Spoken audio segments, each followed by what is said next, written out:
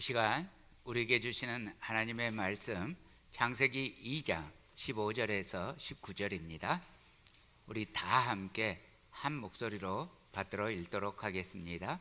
창세기 2장 15절에서 19절입니다. 여호와 하나님이 그 사람을 이끌어 에덴 동산에 두어 그것을 경작하며 지키게 하시고 여호와 하나님이 그 사람에게 명하여 이르시되 동산 각종 나무의 열매는 내가 임의로 먹되 선악을 알게 하는 나무의 열매는 먹지 말라. 내가 먹는 날에는 반드시 죽으리라 하시니라. 여호와 하나님이 이르시되 사람이 혼자 사는 것이 좋지 아니하니 내가 그를 위하여 돕는 배필을 지으리라 하시니라. 여호와 하나님이 흙으로 각종 들짐승과 공중에 각종 새를 지으시고 아담이 무엇이라고 부르나 보시려고 그것들을 그에게로 이끌어 가시니 아담이 각 생물을 부르는 것이 곧 그 이름이 되었더라. 아멘. 오늘 선포되는 말씀은요, 2019년에 맨 처음 선포가 되었었습니다. 그리고 작년 말 11월에도 전했습니다. 그러니까 오늘 세 번째 전합니다. 그만큼 여러분의 마음 안에 완전히 이해가 되었으면 좋겠습니다. 사실 선악과의 교리는요, 교인들 마음 안에 가장 의문이 많은 교리이기도 합니다. 다른 말로 하면 교인들이 놀랍게도 가장 안 믿는 교리들 중에 하나입니다. 그러나 선악과 교리는 그 안에 하나님의 비전, 마침내 하나님께서 이루시고야 말 하나님의 소원, 이것이 담겨 있습니다.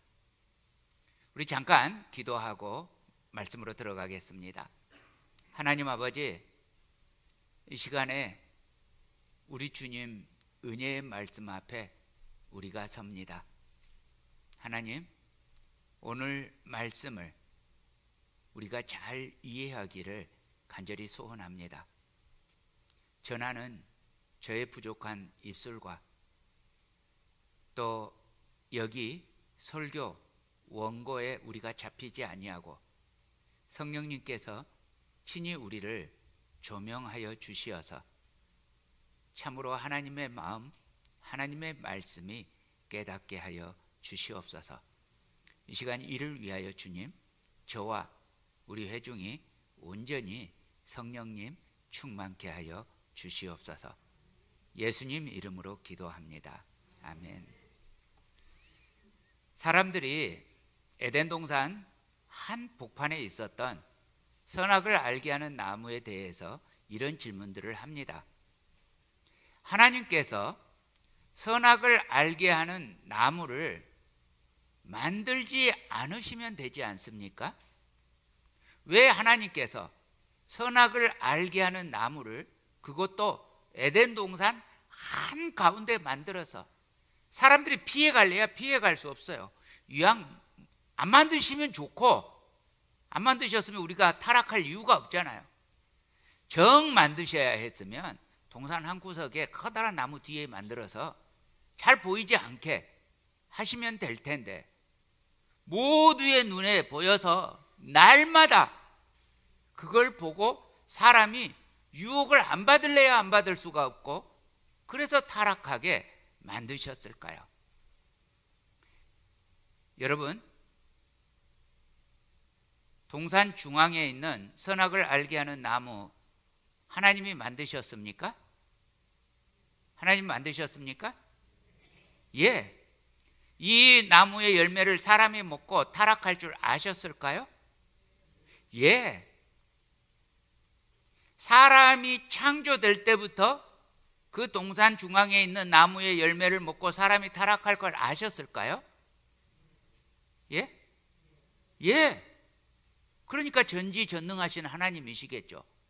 그런데 왜 굳이 그렇게 하셨느냐는 거예요. 자, 오늘 말씀은 바로 이 대답입니다. 자, 먼저요. 첫 번째로 하나님은 우리가 하나님을 사랑하는 예배자가 되게 하셨습니다. 자, 창세기 2장 8절입니다. 여호와 하나님이 동방의 에덴에 동산을 창설하시고 그 지으신 사람을 거기 두시니라. 에덴 동산이라는 말은요, 울타리에 둘러싸여 있는 안전한 기쁨과 행복의 장소라는 의미입니다. 하나님께서 우리를 보호하시고 하나님께서 우리를 돌보실 때, 이 하나님의 임재를 경험할 때, 하나님께서 우리의 울타리가 되어주실 때, 그때 우리는 참된 기쁨과 참된 행복을 얻게 됩니다. 하나님께서 에덴 동산을 만드시고 사람을 거기에 두셨습니다. 다시 말하면 하나님께서 사람을 하나님의 보호와 돌보심 안에 두셨습니다. 그래서 하나님과 함께 있는 사람은 에덴 동산에서 기쁨이었고 행복 그 자체였습니다. 하나님께서 이렇게 우리에게 기쁨과 행복의 울타리 에덴 동산을 주신 이유는 우리가 하나님을 그 안에서, 하나님 안에서, 하나님의 보호, 하나님의 울타리 안에서 참으로 하나님을 사랑하는 예배자가 되기를 원하셨기 때문입니다. 하나님은 에덴 동산에서 사람이 자기가 그 어떤 것보다 가장 사랑하시는 하나님과 함께 근심 전혀 없이 절대 평안을 누리면서 살아갈 수 있도록 하나님께서 에덴 동산을 창설하셨습니다. 그래서 사람은 그 에덴 동산 안에서 하나님의 울타리 안에서 쉬면서 머물면서 위로가 되었습니다. 예수님은 우리에게 이렇게 말씀하셨습니다. 요한계시록 3장 20절입니다. 볼지어다 내가 문 밖에 서서 두드리노니 누구든지 내 음성을 듣고 문을 열면 내가 그에게로 들어가 그와 더불어 먹고 그는 나와 더불어 먹으리라. 우리 주님은 지금도 우리를 초대하고 계세요. 우리 주님과 더불어 먹는 교제의 삶, 그 평안을 누릴 수 있도록 오늘 우리들이 일어나 주님께로 나아오기를 기대하고 계십니다. 그러므로 사랑하는 형제자매 여러분, 오늘의 우리도 우리 주님만 사모하시기를 축복합니다. 나의 형편 어떠하든지, 내 처지가 지금 어떠하든지, 나의 상황이 어떠하든지 오직 하나님 앞에 나와 하나님을 바라는 사람은 그 안에 이 쉼, 안식을 누릴 수 있습니다. 수고하고 무거운 짐진 자들아, 어떻게 해야 될까요? 다 누구에게로 오라? 주님께로 오라. 누가 가요? 누가 가요? 내가 가요. 그렇죠? 내가 가요. 주님이 와요? 내가 가요. 자, 이게 무슨 의미냐고요? 내가 간다. 자, 창세기 2장 15절입니다. 여호와 하나님이 그 사람을 이끌어 에덴 동산에 두어 그것을 경작하며 지키게 하시고, 하나님께서 이 에덴 동산을 사람이 경작하며 지키게 하셨습니다. 경작한다는 말이 아바드라고 했죠. 지킨다는 말이 사마르라고 했습니다. 그리고 이 두 단어가 다 구약 성경에서 몇백 번씩 나오는 단어예요. 그런데 지금 이 본문에서는 경작하다, 지키다 이렇게 번역되었는데, 구약 성경 안에 대부분의 곳에서는 예배라고 번역되고 있습니다. 에덴 동산을 경작하고 지키는 일은 곧 예배였다는 말이죠. 그런데 여러분, 우리가 경작하고 지키는 것은요, 사실은 에덴 동산 그 자체가 아니었어요. 사실은 우리들의 마음을 경작하고 지키는 것이었습니다. 잠언 4장 23절입니다. 모든 지킬 만한 것 중에 더욱 내 마음을 지키라. 생명의 근원이 이에서 남이니라. 자, 아담은 그 무엇보다 자기 마음을 지켜야 했습니다.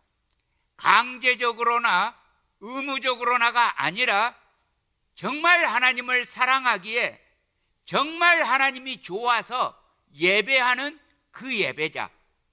여러분, 하나님 앞에서 내 마음을 지킨다는 것은 바로 이 온 마음으로 드리는 예배자를 의미합니다.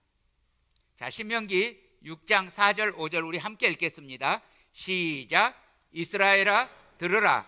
우리 하나님 여호와는 오직 유일한 여호와이시니 너는 마음을 다하고 뜻을 다하고 힘을 다하여 내 하나님 여호와를 사랑하라. 자, 누가 사랑해요? 이 본문에서 누가 사랑해요? 우리가 사랑해요. 어떻게 사랑해요? 마음을 다하고 뜻을 다하고 힘을 다해서. 그러면 어떻게 사랑하라는 말이에요? 어떻게 사랑하라는 말이에요? 예? 전심으로, 또 힘을 다하고, 또요. 예? 뭐로요? 죽도록. 우리는 이렇게 하나님을 사랑하는 예배자가 되도록 우리의 마음을 지켜야 합니다. 그런데 그렇게 하지 못했죠. 그래서 인류는 심각한 불행에 빠지게 되었습니다. 사랑하는 형제자매 여러분, 우리의 마음이요, 뭐 다른 것도 물론이지만 나는 주님의 일을 하는 거야, 그러면서 다른 데 빠지지 마시기 바랍니다. 오직 주님을 사랑하는 일, 다시 말하면 주님이 가장 좋고 주님이 최고로 의지되고 주님께만 영광 돌리는 그런 예배자가 되어야 합니다. 일에 바빠서 예배 못 드리면 다 실패하는 것입니다. 찬양을 준비하는데 힘쓰다가 예배를 못 드리면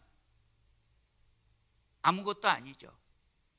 여러분, 찬양은 예배의 꽃입니다. 찬양은 예배 그 자체입니다. 그래서 우리가 찬양은, 특별히 찬양대의 찬양이나 찬양팀의 찬양은 곡으로 이루어져 있지만 여러분, 곡이 아니라 우리의 마음이 예배에 집중돼야 됩니다. 자, 두 번째요, 하나님은 우리가 참 마음으로 예배하는 예배자가 되기 원하셔서 선악을 알게 하는 나무를 두셨습니다. 9절입니다. 여호와 하나님이 그 땅에서 보기에 아름답고 먹기에 좋은 나무가 나게 하시니 동산 가운데에는 생명나무와 선악을 알게 하는 나무도 있더라. 여러분, 이게 무슨 소린가 싶습니다. 하나님께서 우리가 참 예배자가 되기를 원하셔서 동산 가운데 선악을 알게 하는 나무도 두셨다. 이게 도대체 뭔 소린가 싶지요. 하나님께서 이 기쁨과 행복의 울타리 에덴 동산 한가운데 특별한 나무 두 그루를 준비했습니다. 하나는 생명나무였고 또 다른 하나는 선악을 알게 하는 나무였습니다. 여러분, 여기서 선악을 알게 하는 할 때 나오는 알게 하다, 이 단어가 야다에서 파생된 동사라고 했었습니다. 다시 말하면 여기에서 선악을 안다는 말은 지식적으로 선악을 안다는 말이 아닙니다. 경험을 해봤기 때문에 선이 뭔지 악이 뭔지 안다는 것입니다.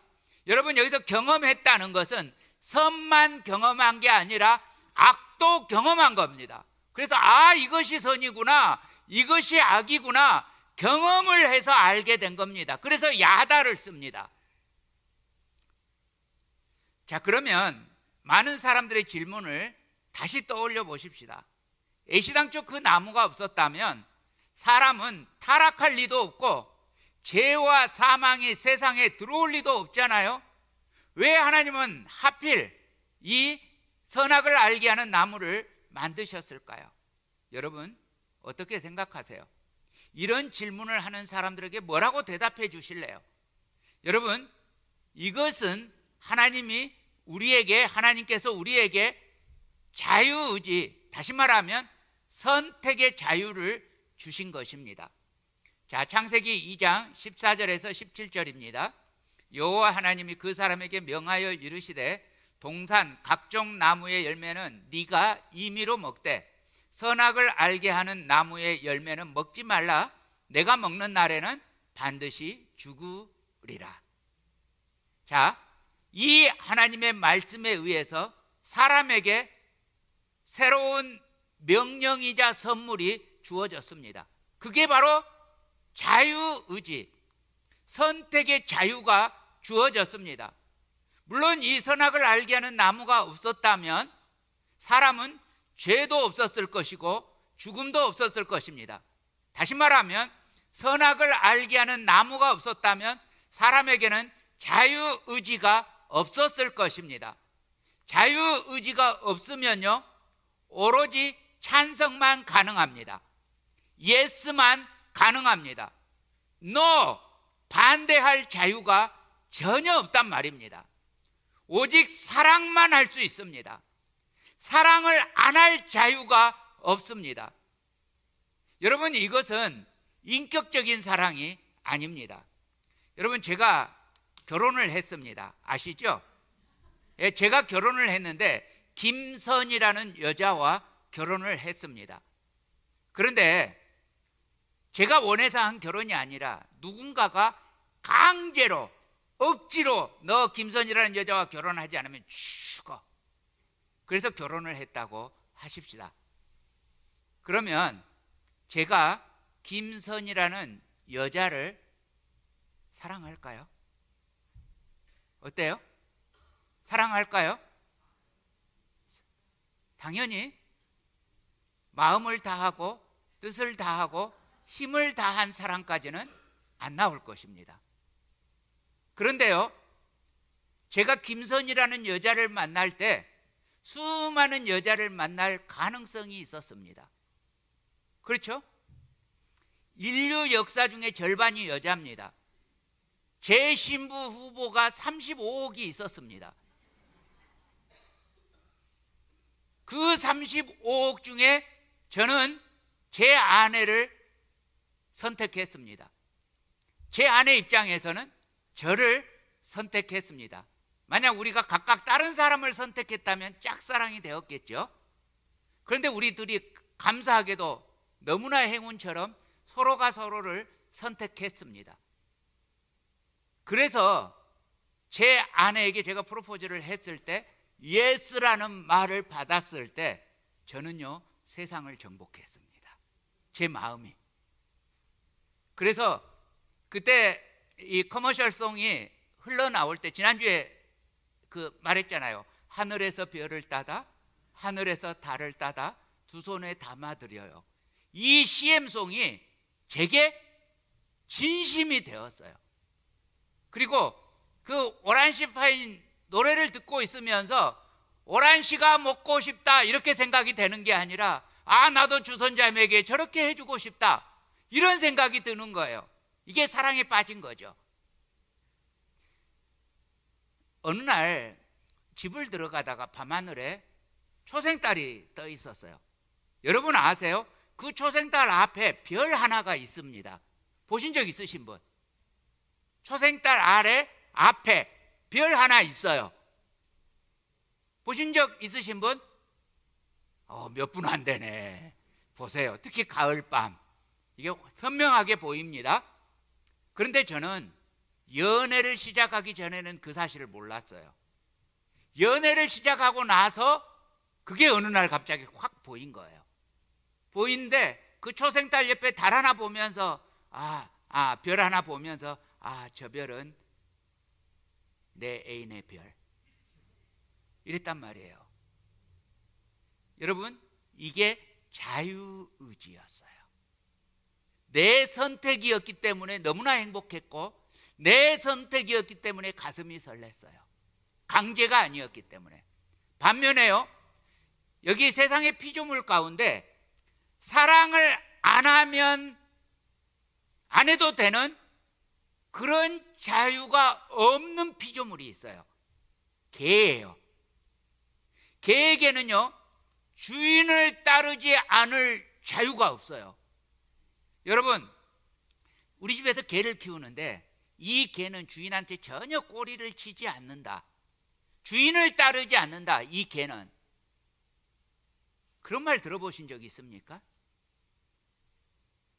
내가 막 두들겨 패서 나를 두려워하면서도 그런 개조차 주인에게 꼬리를 쳐요. 그러므로 여러분, 개 키우시는 분들 계시죠? 개와 인격적인 사랑을 나누고 있다고 착각하지 마시기 바랍니다. 개에게는 만약 주인이 바뀌잖아요, 중간에. 그러면 정절이라는 게 없어요. 중간에 주인이 바뀌면 다시 새 주인에게 자기의 모든 것을 다 줘서 그냥 사랑해요. 그게 개의 본능이죠. 인격적이 아니에요. 개는 그렇게 창조되었어요. 그러나 사람은 그렇게 창조되지 않았어요. 사람은 자유의지를 주셨고, 실제로 그 자유의지를 쓸 수 있도록 동산 한복판에 나무를 설치했습니다. 그리고 말씀하셨습니다. 네가 먹는 날에는 반드시 죽으리라.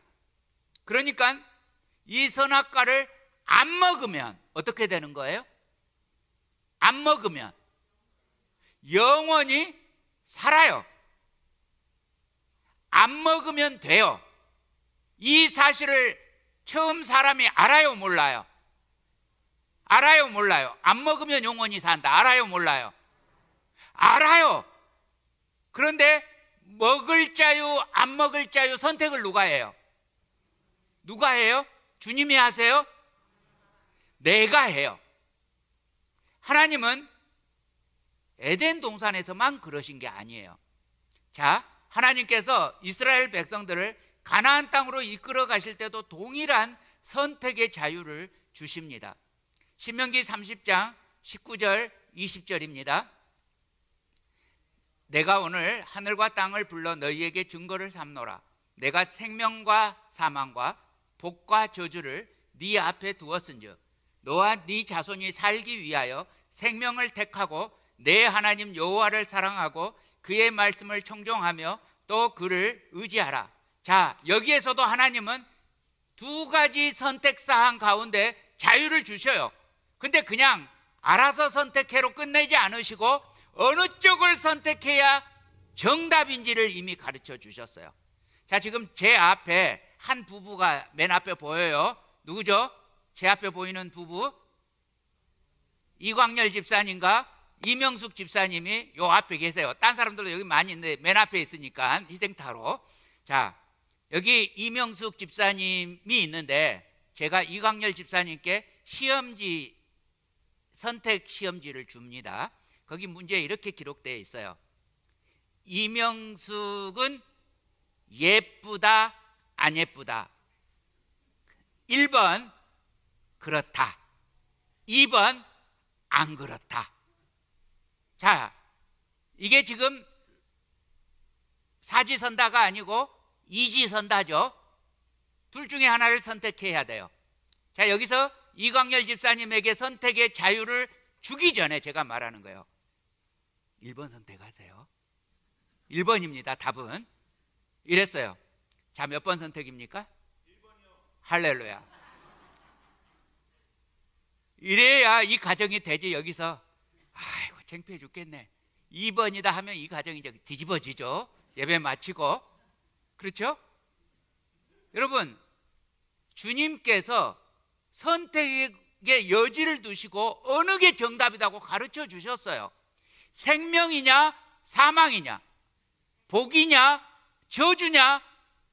그런데 너희들은 생명을 택해라, 분명히 본문에서 가르쳐 주셨어요. 그런데요, 이 참 꼬인 사람은 뭘 선택해요? 사망, 저주를 선택해요. 여러분, 우리들 중에 누구도 생명 싫어하는 사람 없어요. 다 생명 갖고 싶어요. 다 복을 가지고 싶어요. 가지고 싶은데 이 생명과 복을 선택하려면 무엇을 해야 된다? 하나님을 온 마음으로 섬겨야 된다. 이게 싫어요.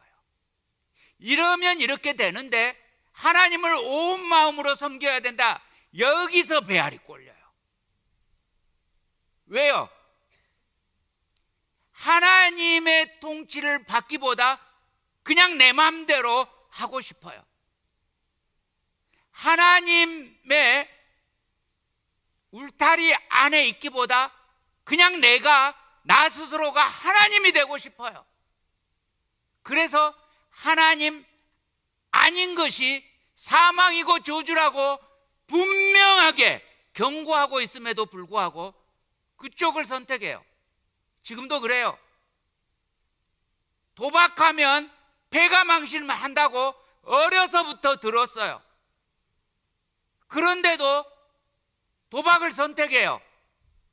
바람 피우면 집안이 깨지고 불행해진다, 어려서부터 들었어요. 그런데도 바람 피워요. 답을 몰라요? 알아요. 알아도 뭐가 좋은 거예요? 내 마음대로, 내 감각적인 쾌락대로 어느 것이 옳은지 알지만, 어느 것이 진짜 좋은 것인지 알지만 내가 원하는 대로, 내 정욕이 원하는 대로, 내 쾌락이 원하는 대로 지금도 선택해요. 다시요, 오늘 저녁에 김용희 선교사님 부흥 집회가 저녁에 있습니다. 원래 주일날 저녁에 없죠? 없는데 집회 하나가 생겼습니다. 아이고 귀찮아 죽겠네.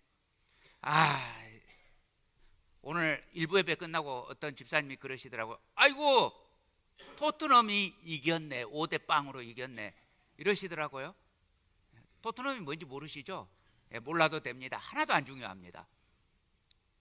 그래서 이것을 내가 오늘 저녁에 이 중계방송을 봐야겠다, 이렇게 유혹받아가지고 집회 안 나오시는 분 없기를 바랍니다.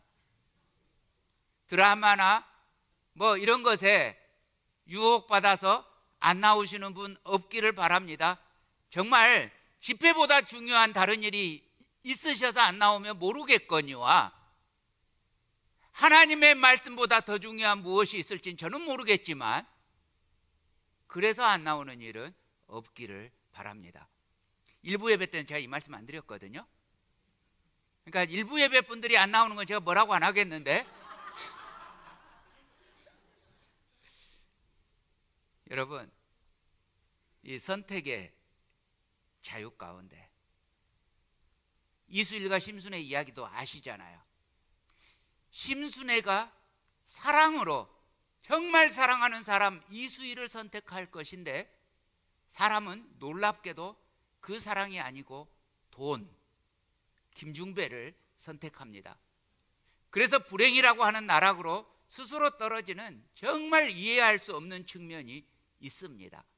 이 선택으로 인해서 사람은 비참하게 되는데요. 그런데 여기서요, 이렇게 비참할 지경에 빠진, 자, 심순애가 김중배를 선택했을 때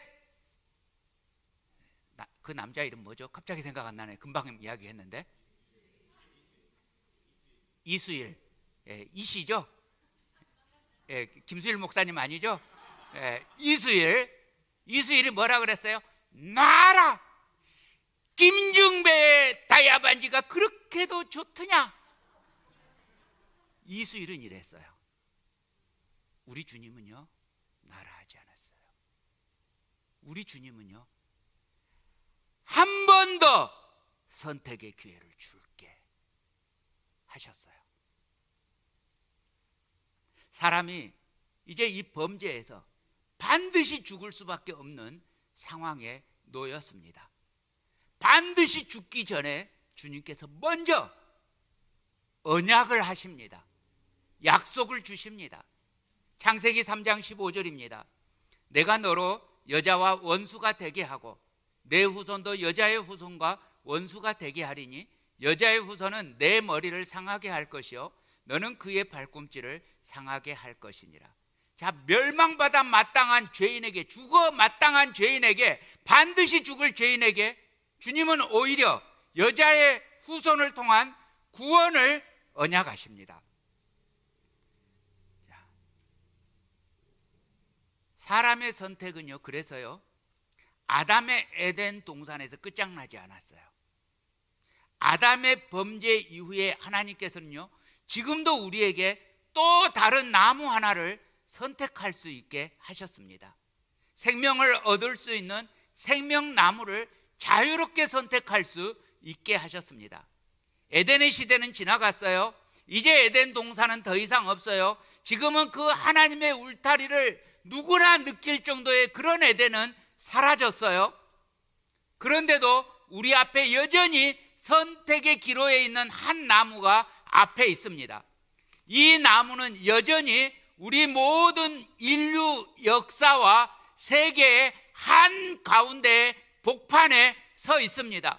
누구도 알 수 있어요. 이 나무를 기점으로 해서 우리 인류는 그 이전과 그 이후로 나누어집니다.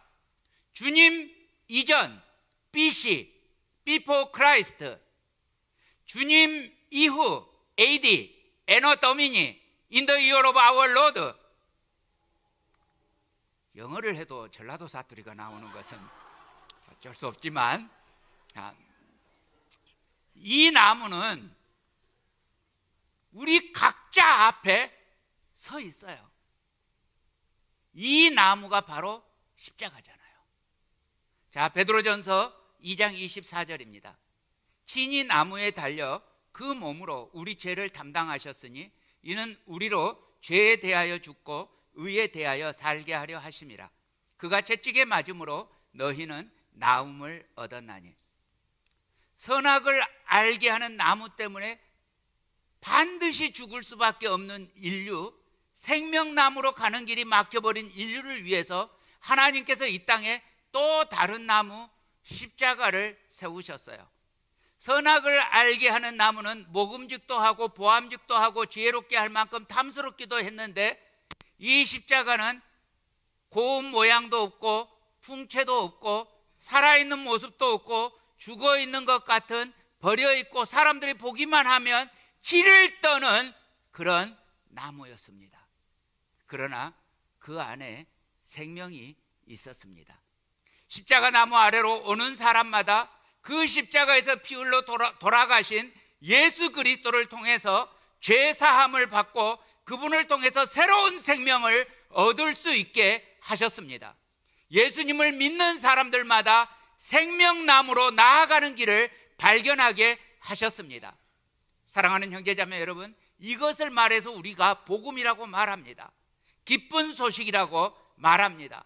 허물과 죄로 이미 죽어버린 인류에게 누구든지 이 나무를 선택하면 영원한 생명을 얻으리라 말씀하셨습니다.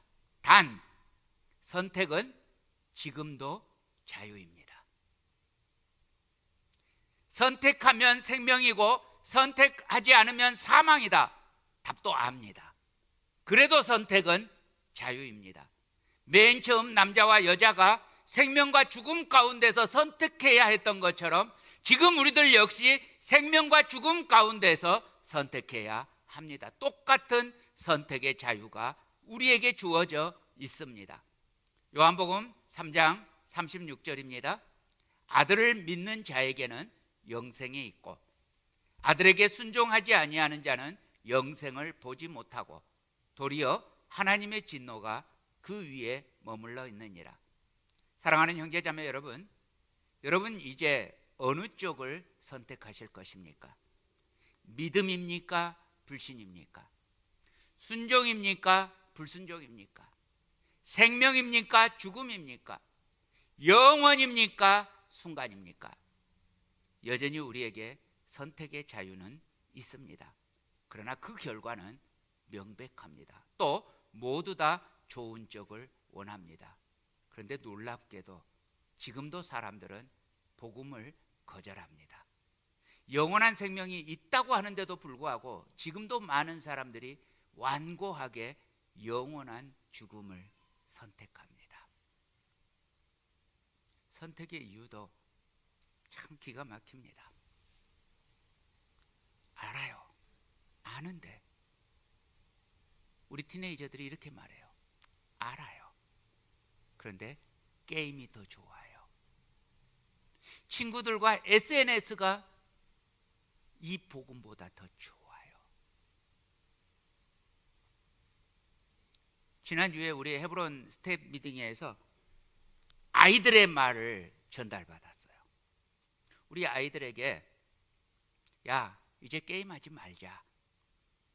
게임을 너무 많이 하니까 너네들 안 되는 거 인정하지? 인정한대요. 그래서 게임하지 말자 하고 지난번에 아이들이 결단을 했어요. 그런데 다시 며칠 후에 그 아이들이 게임을 하게 됐다는 거예요. 게임 안 하기로 결단했는데 게임을 하게 됐다는 거예요. 그러면서 우리 집에 아빠는 아빠 휴대폰으로 아빠 거 보고 엄마는 엄마 휴대폰으로 엄마 거 보고 그래서 나도 내 휴대폰으로 게임했다는 거예요. 우리가 여기 헤브론 학부모들 계십니까? 우리가 이 말을 들으면서 아주 중요한 결정을 지난 금요일에 내렸어요. 우리 아이들에게 다음 주 월요일에 다시 마음을 다시 세워서 게임을 안 하기로 하자. 그리고 이걸 이제 부모님께 알리는 거예요.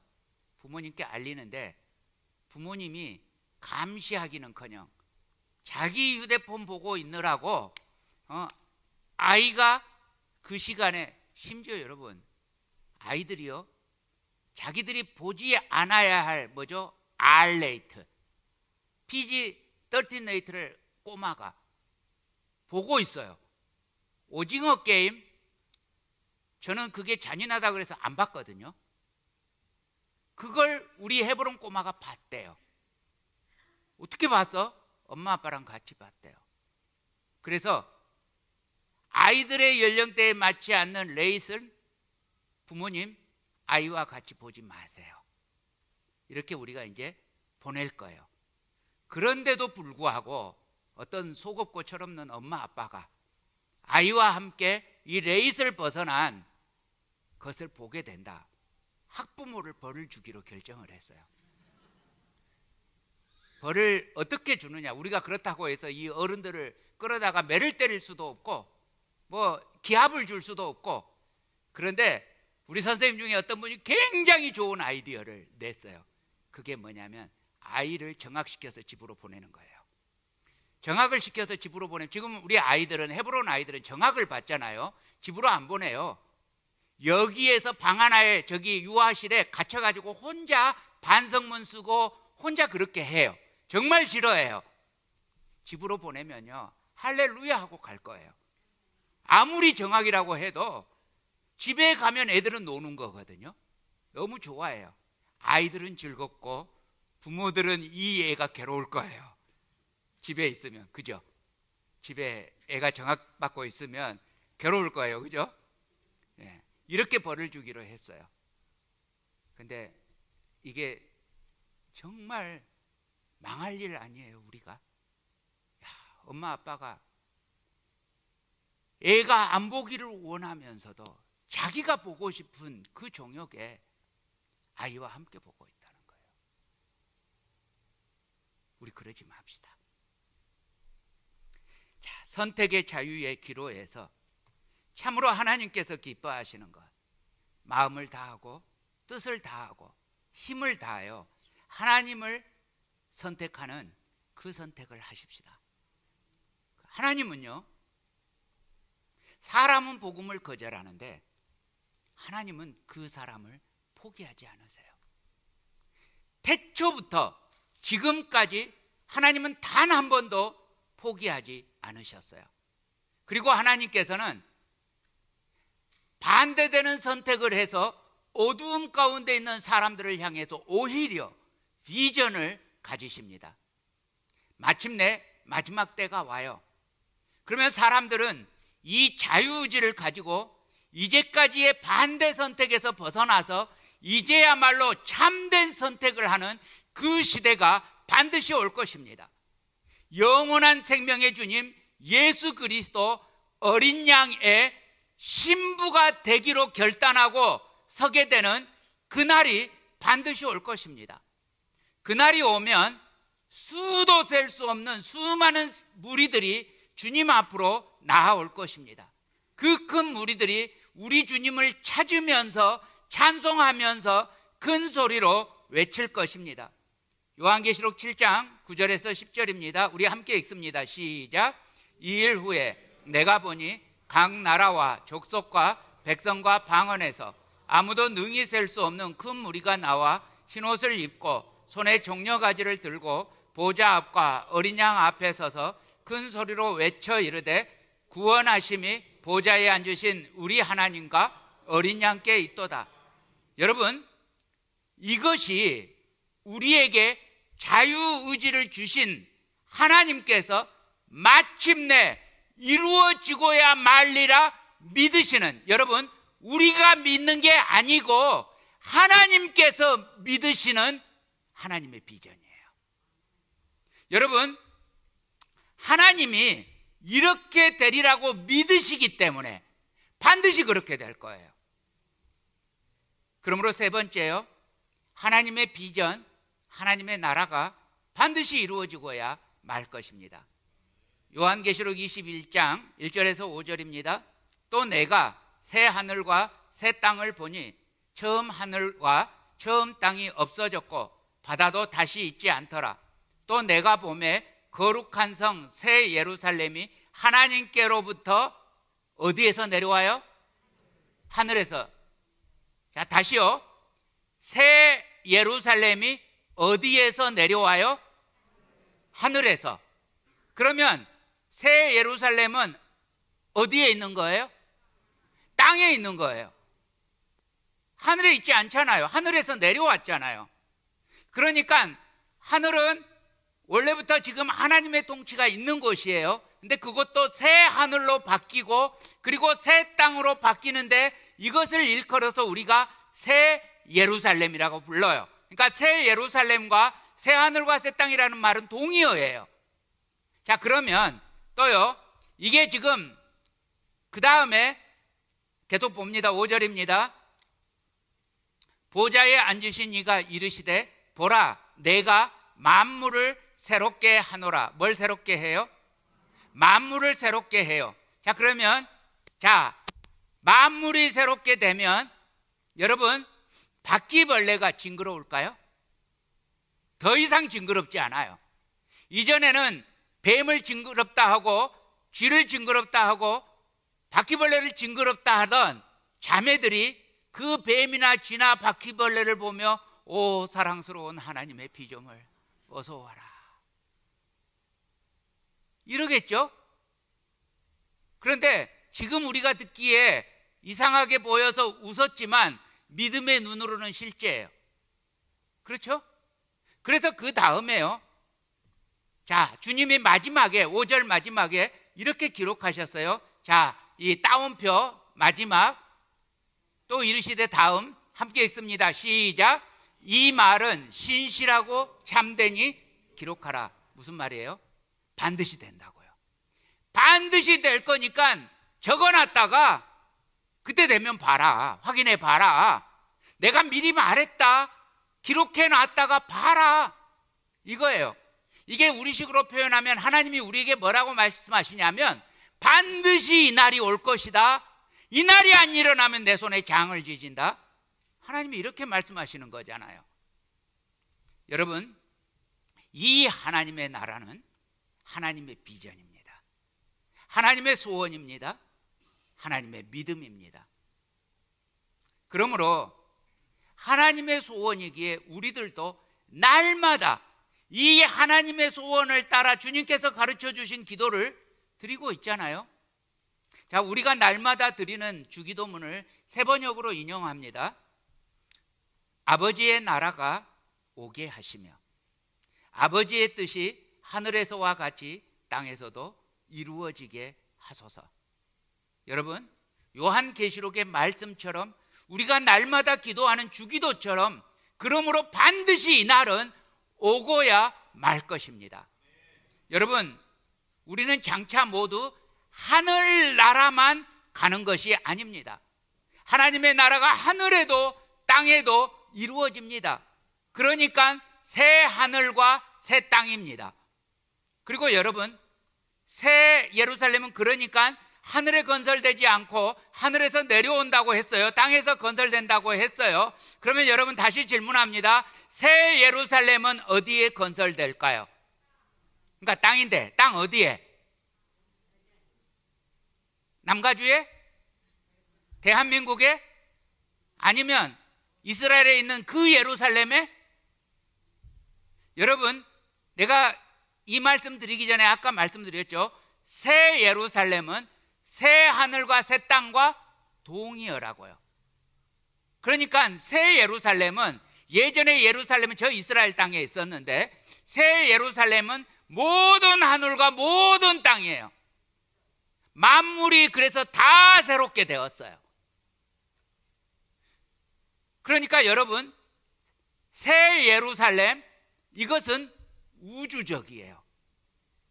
우주적이에요. 어디에도 사탄이 없어요. 공중 권세 잡은 자는 깨졌어요. 공중에도 하나님의 나라예요. 하늘과 땅의 모든 곳, 전 우주가 하나님의 나라입니다. 이전의 하늘과 이전의 땅은 없어졌어요. 바다조차 없어졌어요. 우주 공간만 변한 게 아니에요. 만물도 다 새롭게 변했어요. 이렇게 모두가 하나님께 절하고 하나님을 경배하고 만물까지 새롭게 되는 그날, 이 하나님 나라의 부흥이 반드시 이루어져요. 믿습니까? 여러분, 이게 누구의 믿음이었다고요? 원래 하나님의 믿음, 하나님의 비전이었다고요. 그래서 이 날이 오기 위해서 요한계시록을 비롯한 많은 성경이 고난의 날에 대해서도 증거하고 있어요. 고난이 왜 있느냐? 고난 가운데서 사람들은 선택의 기로에 놓여요. 내가 이 선택의 기로 가운데에서, 고난 가운데에서 그럼에도 불구하고 나의 자유의지를 사용해서 잘 선택하시기를 간절히 축복합니다. 마태복음 10장 28절 우리 함께 읽습니다. 시작. 몸은 죽여도 영혼은 능히 죽이지 못하는 자들을 두려워하지 말고 오직 몸과 영혼을 능히 지옥에 멸하실 수 있는 이를 두려워하라. 어떤 상황에서도, 죽음을 당할 것 같은 상황에서도 오직 하나님만 경외하라고요. 여러분, 마지막에 바벨론이 멸망하고 주님을 거역한 모든 자들이 멸망하고 마침내 구원받는 14만 4천이 어린 양 앞에 서서 찬송하는 그날이 옵니다. 이게 요한계시록 7장에 기록되어 있어요. 여러분, 각 지파에서 루벤, 그 다음에 시므온, 또 레위, 유다 각 12지파에서 1만 2천 명씩 전체 14만 4천이 구원을 얻어요. 저는 처음에 이 성경을 읽을 때 이 14만 4천 명이 무지하게 작은 수라고 생각했어요. 왜냐하면 인류가 70억인데 70억 중에 14만 4천밖에 안 되면 너무나 적잖아요. 아니에요. 여기에서 이 1만 2천이라는 숫자는요, 10이 완전수죠. 그 다음에 만, 천이나 만은 고대 숫자에서 뭐죠? 무한수예요. 그래서 왕이여 만세, 이 말이 무슨 말이에요? 만년 동안입니다. 왕의 권력은 만년 동안입니다. 이 말입니까? 영원히. 또 천세를 누리소서, 이 말이 몇 년 동안 살라는 말이에요? 1000년 동안 살라는 말이에요? 아니에요. 영원히 살라는 말이에요. 이게 무한수예요. 그러니까 완전한 성도가 얼마 동안 살아요? 무한히 살아요. 그 숫자가, 그러니까 이 숫자가 엄청나게 많은 숫자예요. 그래서 이 12,000, 12,000 하다가 단지파에서 12,000까지 나오고 나서 바로 그 다음 절에 나오는 구절이 아까 우리가 읽었던 요한계시록 7장인데요. 거기서 어떻게 표현되냐면 아무도 능히 셀 수 없는 큰 물이, 여러분 14만 4천이면 셀 수 있잖아요. 그런데 아무도 능히 셀 수 없는 큰 물이, 여러분 다시 말씀드립니다. 이것이 주님의 비전입니다. 이 비전을 참으로 이루기 위해서 그날에 참으로 예배하는 자들이 영과 진리로 예배하는 그날을 위해서 주님은 그날 찬송부를 성도들을 얻기 위해서 창세 이후 지금 우리들에게까지 자유의지를 주셨습니다. 그리고 이 시대 다시 선악을 알게 하는 나무의 열매, 하나님 아닌 모든 다른 우상들에게 넘어가지 않을 이 시대의 거룩한 성도를 주님은 이 자유의지 프로세스를 통해서 얻으실 것입니다. 이 성도들을 가리켜 우리가 요한계시록에서 어린 양의 신부라고 부릅니다. 사랑하는 형제자매 여러분, 우리에게 하나님께서 주신 우리의 자유의지를 통해서 절대로 하나님만 예배하고 마침내 하나님 나라가 이 땅에까지 임할 때 하나님을 찬송하는 바로 그 성도가 되시기를 우리가 영원히 놓지 않고 붙잡을 우리의 신랑 어린 양 예수 그리스도 이름으로 간절히 축복합니다.